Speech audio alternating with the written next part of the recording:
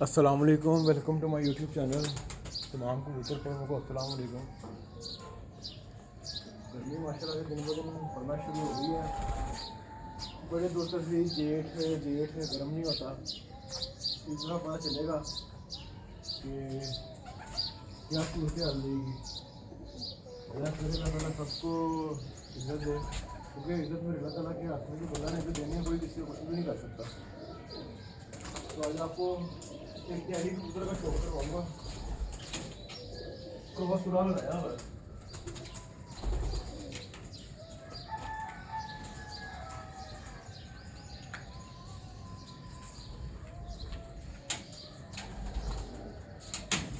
یہ میرے سلارے ڈیڈی کبوتروں میں سے نکلا ہوا ہے، کیونکہ اس شوق میں نا جھوٹ کے علاوہ کچھ بھی نہیں ہے۔ جھوٹ سن کے جو ہے نا وہ کان پک چکے ہوئے ہیں، اب صرف خاموشی ہے اور کچھ بھی نہیں ہے۔ یہ ٹیڈی کبوتروں میں سے ہے جی، میرے پاس سلارے ٹیڈی کبوتر ہیں۔ سلارا ٹیڈی کبوتر ہے، اس کا باپ ماں اس کی کثیری ٹیڈی تھی، تو ان میں سے نکلا ہوا یہ۔ زندگی میں اللہ کی مدد کی طرف بڑھے، مالک کی مدد کا حصول اپنی زندگی میں اللہ کی مدد کی طرف بڑھے، مالک کی مدد کا حصول اختیار کرنے کی کوشش کرے، اللہ کے ساتھ اپنے آپ کو جوڑے۔ اگر اللہ کی مدد نصیب ہو، یہ جو ہم جتنا ڈرتے رہتے ہیں، سہمے رہتے ہیں، پریشان رہتے ہیں کوئی کیا کر دے گا، ہمارے ہاں نا ہر شعبے میں معاذ اللہ ایک مافیا ہے، الا ماشاء اللہ۔ وہ مافیا کہتا ہے میرے ساتھ ملو گے تو میں چلنے دوں گا، ورنہ میں نہیں چلنے دوں گا، مارکیٹ میں آ ہی نہیں سکتا فلانا بندہ، کیونکہ یہاں ہمارا قبضہ ہے۔ اور میرے بھائی پھر بہت سارے لوگ جن کی نیتیں اور ارادے بڑے اچھے ہوتے ہیں شروع میں، وہ بھی اس مافیا کا شکار ہو جاتے ہیں اور ان کے رنگ میں رنگ جاتے ہیں۔ یاد رکھنا، کسی شخص کی بلیک میلنگ کا کبھی شکار نہ ہونا، کبھی کسی کی میٹھی اور مسجع مکفہ باتوں کا شکار نہ ہونا۔ کوئی کیا کر سکتا ہے اگر اللہ مددگار ہو تو؟ جس کو رب کریم اٹھانا چاہے اسے کوئی گرا سکتا ہے؟ ہم یہ ڈرے سہمے پریشان فیصلہ کرنے کی طاقت نہیں، مجھے چلنا چاہیے کہ نہیں، اٹھنا چاہیے کہ نہیں، کرنا چاہیے، اٹھ باندھ کمر کیوں ڈرتا ہے؟ پھر دیکھ خدا کیا کرتا ہے۔ حضرت عبداللہ ابن عباس فرماتے ہیں میرے نبی پاک علیہ السلام نے میری تربیت فرمائی، حضور نے میری تربیت فرمائی، اور محبوب پاک علیہ السلام نے فرمایا عبداللہ یاد رکھنا، یہ نوجوان دوست میری بات لکھ لیں، پریشان لوگ میری بات لکھ لیں، ان کے پاس قوت فیصلہ نہیں، وہ اس بات کو لکھ لیں۔ حضرت عبداللہ ابن عباس فرماتے ہیں میرے نبی پاک علیہ السلام نے مجھ سے فرمایا تھا عبداللہ سن، اگر ساری دنیا مل کے تیرا کوئی نفع کرنا چاہے، کر نہیں سکتی جب تک میرے رب کی رضا نہ ہو۔ اور فرمایا ساری دنیا مل کے تیرا کچھ بگاڑنا چاہے تو عبداللہ بگاڑ نہیں سکتی جب تک رب کریم کی حکمت کا تقاضا نہ ہو۔ لوگوں سے ڈرنا، لوگوں کی طرف دیکھنا، ماحول دیکھ کے اپنے راہ کا تعین کرنا، ہر بندے کے خیالات کے مطابق ڈھلنے کی کوشش کرنا، فلانا نہ ناراض ہو جائے، فلانا نہ ناراض ہو جائے، وہ جس نے ہونا ہو جائے، بس رب رسول ناراض نہ ہو۔ اپنی زندگی میں اپنے مالک کو مولا جان کے، بل اللہ مولاکم، اللہ تمہارا مولا ہے، وہو خیر الناصرین، وہ بہترین مددگار ہے۔ توجہ جب بھی کرے رب کی جانب کرے، اپنے دل کا قبلہ درست رکھے، سوچوں کے زاویے سیدھے رکھے۔ میرے بھائی مالک جب بندوبست کر دے نا، جب مالک بندوبست کر دے، پھر ایسا بندوبست کرتا ہے کہ لوگوں کے پاس نا چارہ نہیں رہتا۔ حضرت مریم رضی اللہ تعالی عنہا پاک باز تھی، مسجد میں رہی تھی، پر مالک کی حکمت کے تقاضے بڑے عجیب ہے نا۔ پھر جناب مریم کو اللہ تعالیٰ نے بغیر شوہر کے اولاد عطا کر دی۔ یہ بات ہی ایسی تھی، وہ کسی نے کہا تھا کہ مخلوق تو فنکار ہے اس درجہ کے پل بھر میں سنگے در کعبہ سے بھی اصنام تراشے، تم کون ہو کیا چیز ہے داغے کبابی، لوگوں نے تو مریم پہ بھی الزام تراشے۔ تو لوگوں نے کہا کدھر سے لے آئی بچہ، تیرا باپ تو ایسا نہیں تھا، کہاں سے لے آئی؟ اللہ کرے میں آپ کو سمجھا سکوں، ذرا اپنے آپ کو وہاں کھڑا کریں کہ ایک پاک باز عورت، پاک باپ کی بیٹی، طیب ماں کی بیٹی، اور اللہ کے گھر میں پرورش پانے والی خاتون، ایک وہ وقت اور ایک یہ وقت کہ اس عورت کو کٹہرے میں کھڑا کر کے پوچھا جا رہا ہے کہ معاذ اللہ تیری گود میں بچہ جائز نہیں ہے، کہاں سے لائی ہے؟ بریانیوں کے شہر کراچی میں بیسٹ بریانی کہاں ملے گی؟ کراچی کی بیسٹ بریانی کہاں ملے گی؟ اب خود سے صفائیاں بندہ کتنی کو دے، کتنی کو وضاحتیں کرے. اور میں نے تو اپنی زندگی میں دیکھا ہے زیادہ وضاحت دینے والے کو بھی لوگ جھوٹا سمجھنے لگ جاتے ہیں. زیادہ وضاحت دینے پر بھی لوگ کمزوری کا اظہار سمجھتے ہیں کہ کمزور پڑ گیا.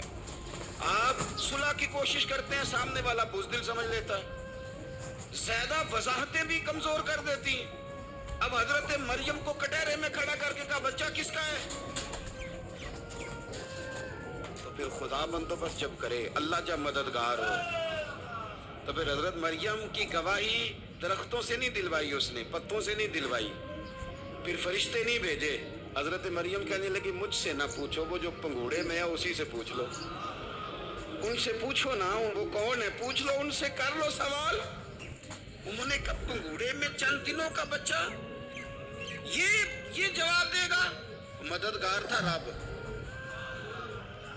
ان کی برات کا اعلان کرنا تھا مالک نے، اور جب مالک اعلان کر دے، جب مالک تیری صفائی دینا چاہے، جب مالک تجھے دنیا کے سامنے نکھارنا چاہے، تو پنگوڑے میں لیٹے حضرت عیسیٰ بول کے کہنے لگے انی عبداللہ آتانی الکتاب، فرمایا میں اللہ کا بندہ ہوں، رب نے مجھے کتاب عطا کر کے نبی بنا کے دنیا میں بھیجا ہے. میں اللہ کا بندہ ہوں، کتاب لے کے آیا ہوں، نبی بن کے آیا ہوں. پھر پنگوڑے سے اعلان ہو گیا، پھر بچہ بول پڑا.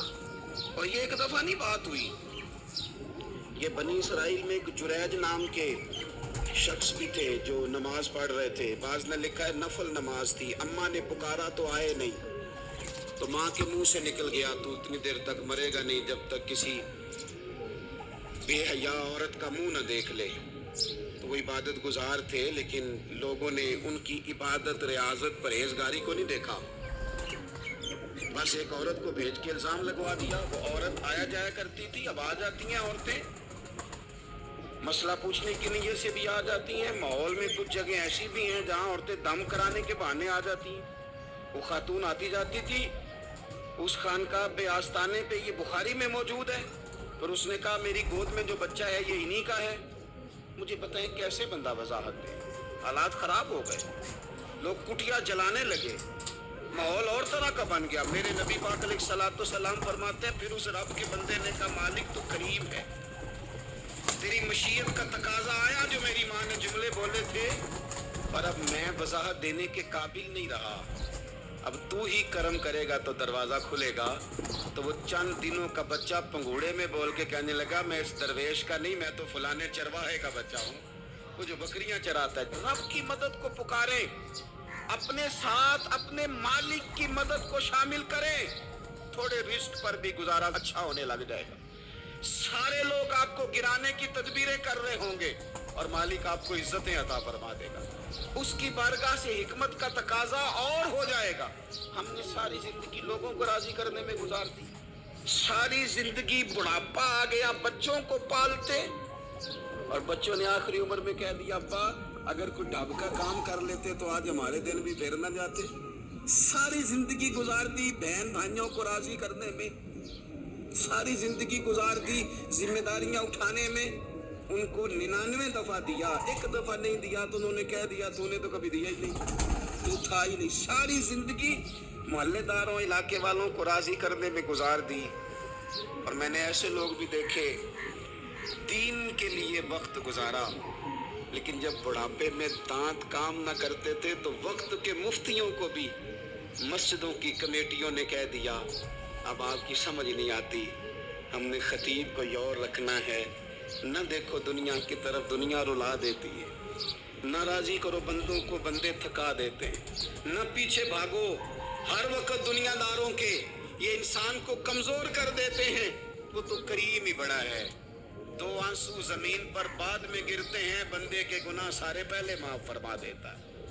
اللہ کی مدد کا حصول، اپنے مالک کی مدد کی طرف بڑھنا आपको बदर की जंग भी यही दरस देगी, आपको उहद का मैदान भी यही सबक देगा, फतेह मक्का भी यही सबक देगा। मेरे दोस्तों, जब रब मदद फरमाए, जब अल्लाह मददगार बने, दोस्तों से एक बात अक्सर करता हूँ, मैं कहता हूँ कि जितने दर्द से आप अमीर को अपनी कहानी सुनाते हैं ना, और जिस तरह आपके आंसू बात करने से पहले गिर जाते हैं कि गरीब हैं, बच्चियां हैं, कारोबार नहीं, ओ मेरे संगियों, इससे आधे आंसू अपने ओके जी, जज़ाकल्लाह। वीडियो देखने के लिए आपका बहुत शुक्रिया। अल्लाह हाफिज़। गुजार